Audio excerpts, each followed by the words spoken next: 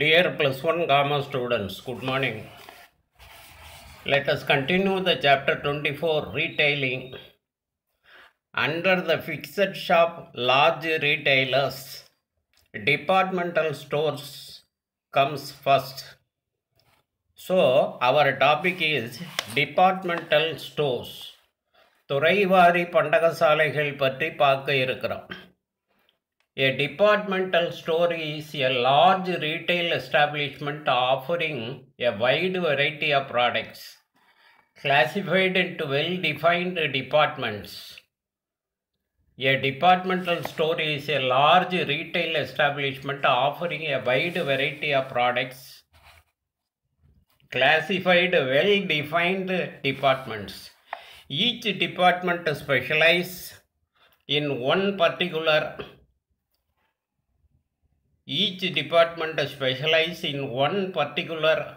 line of product aimed at satisfying every customer's needs under one roof.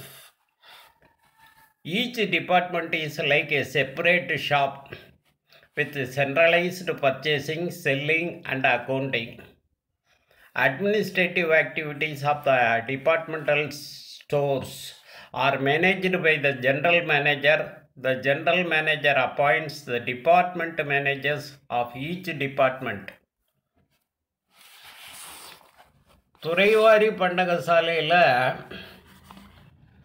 பல்வேறு துறைகள் இருக்கும். ஒவ்வொரு துறையும் ஒரு வகையான பொருளை விற்பனை செய்யக்கூடிய வகையில் அமைக்கப்பட்டிருக்கும். பல்வேறு துறைகள் இருக்கும். ஒவ்வொரு துறையிலையும் ஒரு வகையான பொருட்கள், ஒரு சில பொருட்கள் விற்கப்படும். ஒரே கூரையின் கீழே இயங்கி வரக்கூடிய மிகப்பெரிய சில்லறை வியாபார அமைப்பு துறைவாரி பண்டகசாலை ஆகும். இங்கே அனைத்து பொருள்களும் கிடைக்கும். மளிகை பிரிவு தனியாக இருக்கும், மருந்து பிரிவு தனியாக இருக்கும், ஆபரண பிரிவு தனியாக இருக்கும், உணவகம் தனியாக இருக்கும். இது மாதிரி நம்ம வாங்க நினைக்கக்கூடிய அனைத்து பொருள்களும் தனித்தனி கடைகள் அமைக்கப்பட்டிருக்கும். அதில் நம்ம வாங்கலாம். நிர்வாக செயல்பாடுகள் அனைத்தும் பொது மேலாளர்கிட்ட இருக்கும். ஜெனரல் மேனேஜர் அவர் ஒவ்வொரு துறைக்கும் துறை மேலாளரை நியமிப்பார். ஒவ்வொரு கடையையும் பார்த்துக்கிறதுக்கு தனித்தனியாக துறை மேலாளர்கள் இருப்பாங்க. இந்த துறை மேலாளர்களோட செயல்பாடுகளை கண்காணிப்பதற்காக, ஒருங்கிணைப்பதற்காக பொது மேலாளர் இருப்பார். பொது மேலாளர் தான் இந்த துறை மேலாளர்களை நியமிக்கிறார். கொள்முதல், விற்பனை மற்றும் கணக்குகளை பராமரித்தல் தனித்தனியாகவும் ஒட்டுமொத்தமாகவும் செய்யப்படும். இந்த துறைவாரி பண்டகசாலைக்கு எடுத்துக்காட்டு சென்னையில் இருக்கக்கூடிய Spencer department store. Next we shall discuss the futures. துறைவாரி பண்டகசாலையினுடைய சிறப்பியல்புகள் பற்றி பார்க்க இருக்கிறோம். In your book bag there is a long answer question. State the features of a departmental store. State the features of departmental store. What are the features? The first one is large size, wide choice,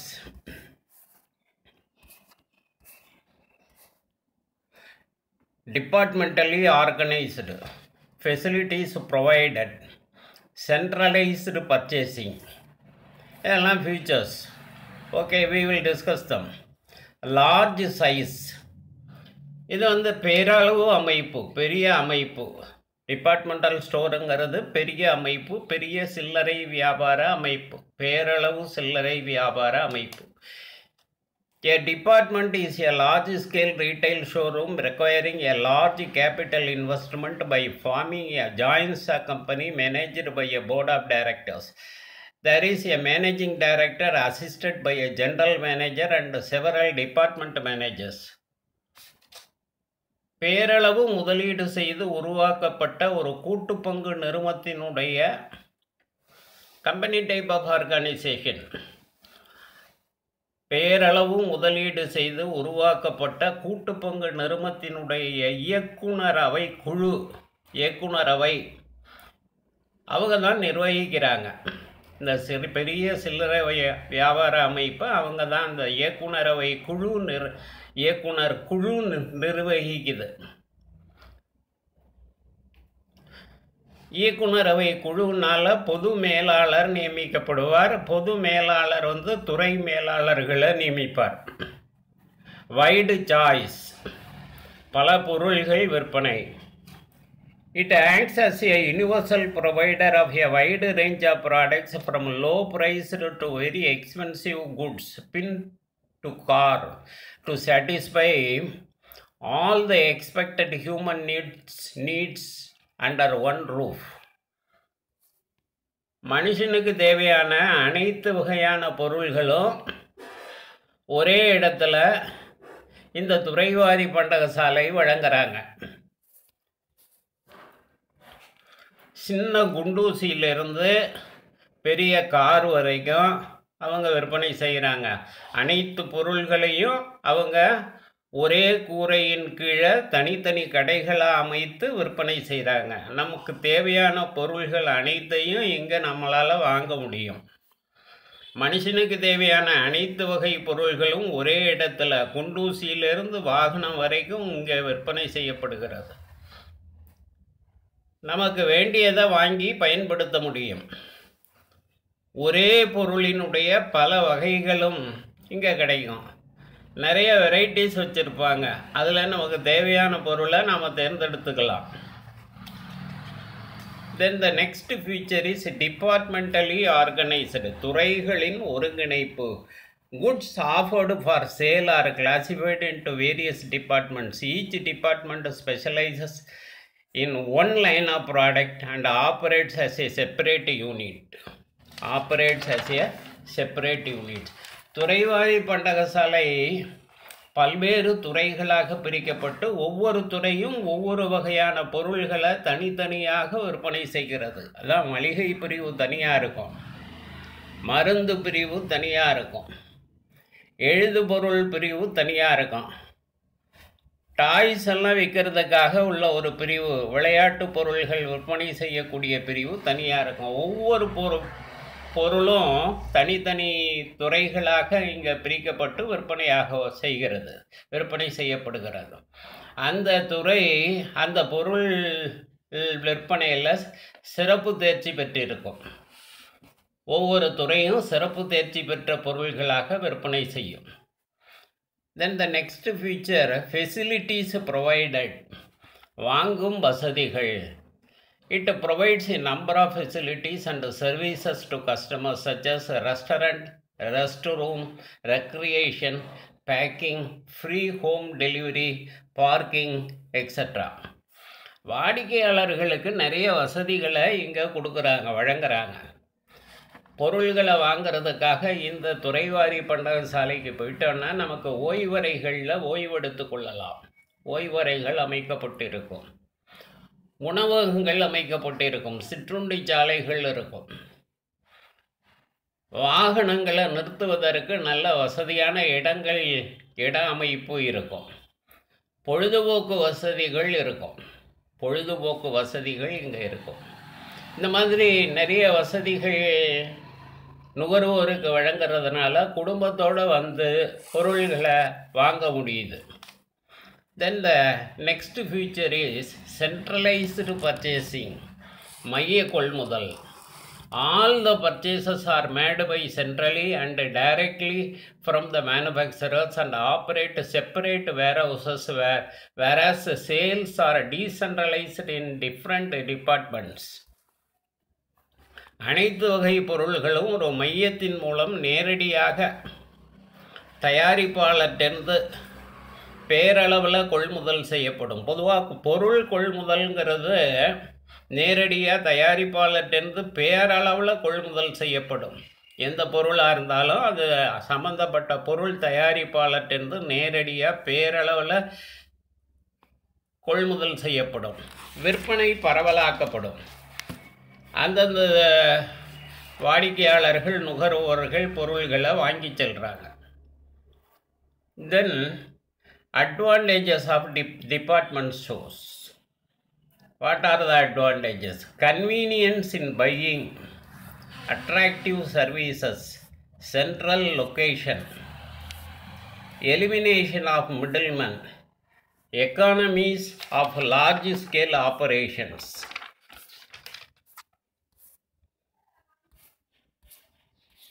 Advantages la first convenience in buying. வாங்கும்போது வசதிகள், வாங்குவதற்கு வசதிகள்.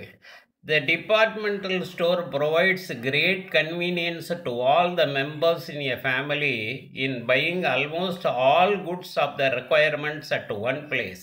A large variety of goods available in all the departments enable the customers to save time and no need to run from one place to another to complete their shopping. தேவையான பொருள்களை, நமக்கு தேவையான பொருள்களை எல்லாத்தையுமே வாங்க வெவ்வேறு இடங்களுக்கு நாம் செல்ல வேண்டாம். அரிசி வாங்கினோம்னா அரிசி கடைக்கு போகணும், எழுது பொருள் வாங்கினோம்னா அந்த கடைக்கு போகணும், நகை வாங்கினோம்னா ஆபரண கடைக்கு போகணும், ஜுவல்லரி போகணும், மெடிக்கல் ஷாப் மருந்து வாங்கிறதுக்கு மெடிக்கல் ஷாப் போகணும். இது மாதிரி கடையாக ஏறி இறங்க வேண்டிய அவசியம் இல்லை. டிபார்ட்மெண்ட் ஸ்டோருக்கு பணத்தை மட்டும் எடுத்துகிட்டு போயிட்டோம்னா, அல்லது நம்மளோட ஜிபே மொபைலை மட்டும் எடுத்துகிட்டு போயிட்டோம்னா, அதே இடத்துல டிபார்ட்மெண்ட் ஸ்டோர்லேயே நமக்கு தேவையான எல்லா பொருள்களையும் நம்மளால் வாங்க முடியும். ஏன்னா டிபார்ட்மெண்ட் ஸ்டோரில், துறைவாரி பண்டகசாலையில் தேவையான பொருள்கள் அனைத்தையும் ஒரே இடத்துல வாங்குவதற்கு வசதி செய்யப்பட்டிருக்கிறது. எல்லா பொருளும் அங்கே கிடைக்குது. வேற என்ன, ஒரே கூரையின் கீழ் அனைத்து வகையான பொருள்களையும் வாங்குவதற்கான வசதிகள் அங்கே ஏற்படுத்தப்பட்டிருக்கிறது. அதனால் நம்மளோட நேரமும் உழைப்பும் ரொம்ப மிச்சப்படுத்தப்படுகிறது. Then the second advantage, attractive services. It aims at providing maximum services and facilities to the customer, such as home delivery of goods, execution of telephone orders, restrooms, restaurants, saloons, children game centers, etc. ஓய்வறைகள் இருக்குது, உணவகங்கள் இருக்குது, குழந்தைகளுக்கு விளையாட்டு வசதிகள் இருக்குது. இந்த மாதிரி நிறைய வசதிகள் வாடிக்கையாளர்களுக்கு வழங்கப்படுகிறது. அதனால் வாங்குதல்ங்கிறது இங்கே மகிழ்வாக நடைபெறுகிறது. Then the next advantage is central location, மைய இட அமைவு. These stores are usually located at central places so that more people can approach easily. எல்லாரும் வந்துட்டு போகிறதுக்கு வசதியாக நகரத்தோட மைய பகுதியில் இந்த துறைவாரி பண்டகசாலை அமைக்கப்பட்டிருக்கும். மையப்பகுதியில் இருக்கிறதுனால அனைத்து பகுதிகளில் உள்ள மக்களும் வந்து பொருள்களை வாங்கி செல்வதற்கு வசதியாக இது இருக்கும். பிற ஊர்களிலிருந்து நுகர்வோர் எளிதாக வந்து செல்லக்கூடிய வசதியை இந்த அமைப்பு ஏற்படுத்தி தருகிறது.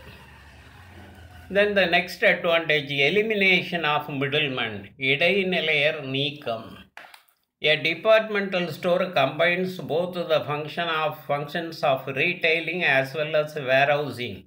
They purchase directly from manufacturers and operate separate warehouses. It helps in eliminating undesirable middlemen between the producers and the consumers. தயாரிப்பாளர்கிட்டேருந்து பொருள்களை நேரடியாக கொள்முதல் செய்து சொந்த பண்டக காப்பகங்களில் சேர்த்து வைத்து இவங்க விற்பனை செய்கிறாங்க. துறைவாரி பண்டகசாலையில் நேரடியாக தயாரிப்பாளர்கிட்டேருந்து பொருள்களை வாங்கிடுறாங்க, பெருமளவில் வாங்குகிறாங்க. இடைநிலையர்கள் வழி கிடையாது, இடைநிலையாளர்கள் நீக்கப்படுகிறார்கள். இடைநிலையர்கள் இல்லாமல் பொருள்களை நேரடியாக தயாரிப்பாளர்கிட்டேருந்து பெருமளவில் வாங்கி தங்களுடைய பண்டக காப்பகங்களில் அதை வைத்து பாதுகாப்பாக வைத்து அதன் பிறகு பொருள்கள், தேவையான பொருள்களை துறைவாரி பண்டகசாலையில் எடுத்து வச்சு விற்பனை செய்கிறாங்க. அதனால் இங்கே மொத்த வியாபாரிகள், இடைநிலையர்கள், முகவர்கள் தவிர்க்கப்படுவதனால விலை குறைவாக இருக்கும், பொருள் தரமானதாக இருக்கும். விலையும் குறைவாக இருக்கும், பொருளும் தரமாக இருக்கும். Then the next advantage, economies of large scale operations. பேரளவு செயல்பாட்டினுடைய நன்மைகள். The departmental stores are organized at a large scale, that is, buy goods in bulk. Therefore, they enjoy the benefit of special discount. In turn, the customers get their goods in quality and lower price. பேரளவுனால உண்டாகக்கூடிய சிக்கனங்கள். தேர்ந்த வல்லுநர்களை வச்சு பேரளவு கொள்முதல் செய்கிறாங்க. விற்பனை, கணக்கு பராமரித்தல், நிர்வாகம் ஆகியவை சிறப்பாக நடைபெறுகிறது. அதனால் எல்லா நன்மைகளும் இவங்களுக்கு கிடைக்குது. பொருள்களை பேரளவில் வாங்குறப்ப நிறைய டிஸ்கவுண்ட்டு, தள்ளுபடியில் பொருள்களை வாங்குகிறாங்க, விலையை குறைச்சி வாங்குகிறாங்க. வாடிக்கையாளர்களுக்கு குறைவான விலையில் தரமான பொருள்களை விற்பனை செய்ய உங்களால் முடியுது. பேரளவுனால் உண்டாகக்கூடிய பெரும் பயன்கள் அனைத்தும் இந்த துறைவாரி பண்டகசாலைக்கு கிடைக்கிது. தென் லிமிட்டேஷன்ஸ், குறைபாடுகள். Limitations of departmental store: high cost of operation, higher prices, distance, lack of personal touch.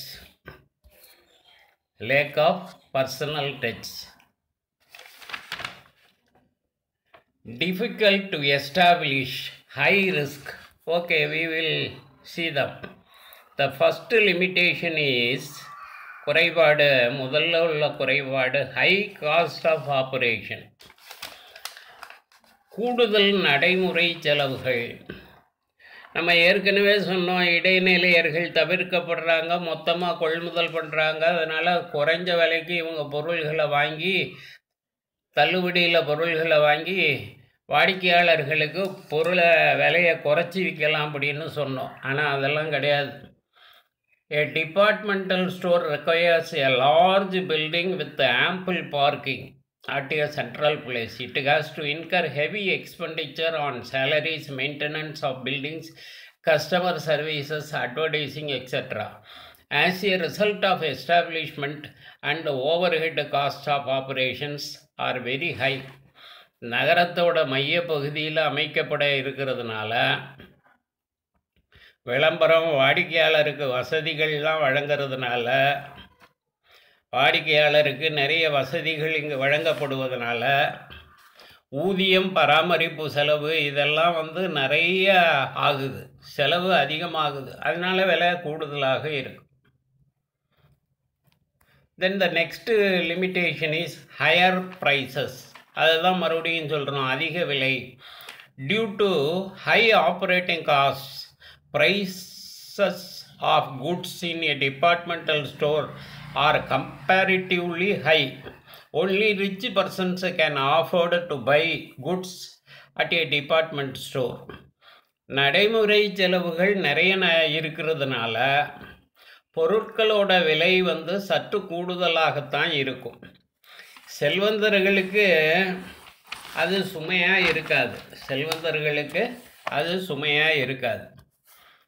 Then the next demerit limitation is distance, தொலைவு. It is located at a central place of a city, away from people living in suburban areas who have to travel long distance to reach the store.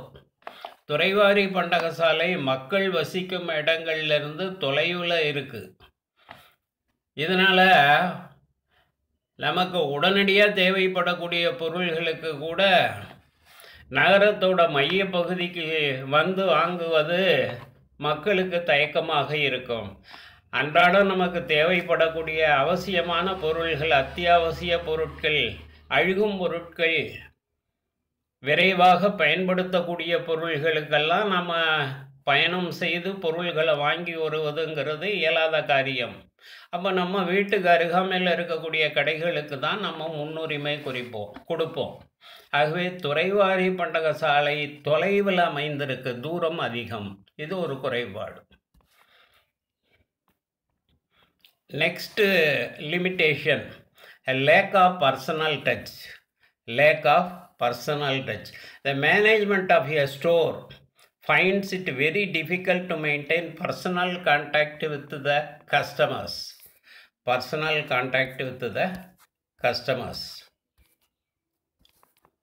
The salaried staff may not take interest in securing the satisfaction and goodwill of the customers. உரிமையாளருக்கும் வாடிக்கையாளருக்கும் நேரடி தொடர்பு இல்லை.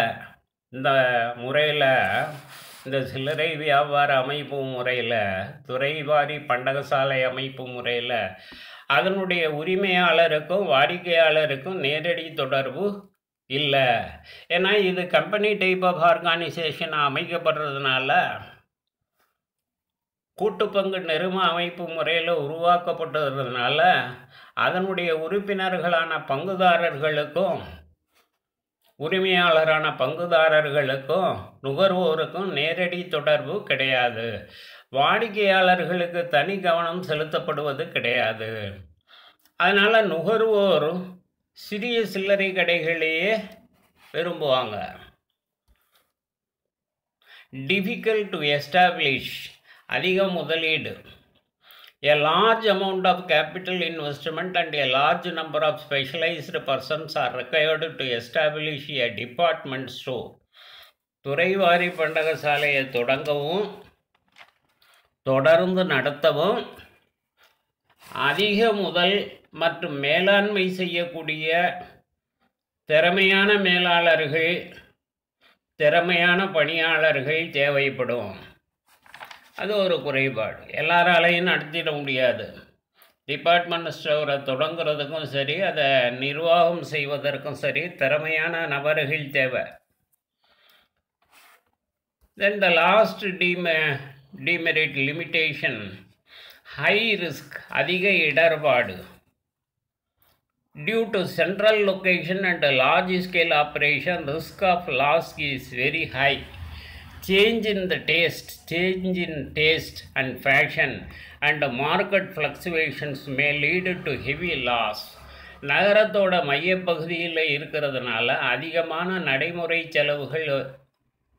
செலவுகளும் ஏற்படுவதனால நட்டம் ஏற்படுவதற்கான வாய்ப்புகள் அதிகம். நிறைய செலவாகுது, நகரத்தோட மையப்பகுதியில் இருக்குது. அதனால் நட்டம் ஏற்படுவதற்கு வாய்ப்புகள் இருக்குது. விலை ஏற்றத்தாழ்வுகள்னால, நுகர்வோரோட விருப்பம் மாற்றத்தினால திடீர்னு ஃபேஷன் மாறிடுது, மக்களோட விருப்பம் மாறிடுது, மக்களோட விருப்பங்கள் மாறிடுது, ஃபேஷன் மாறிடுது.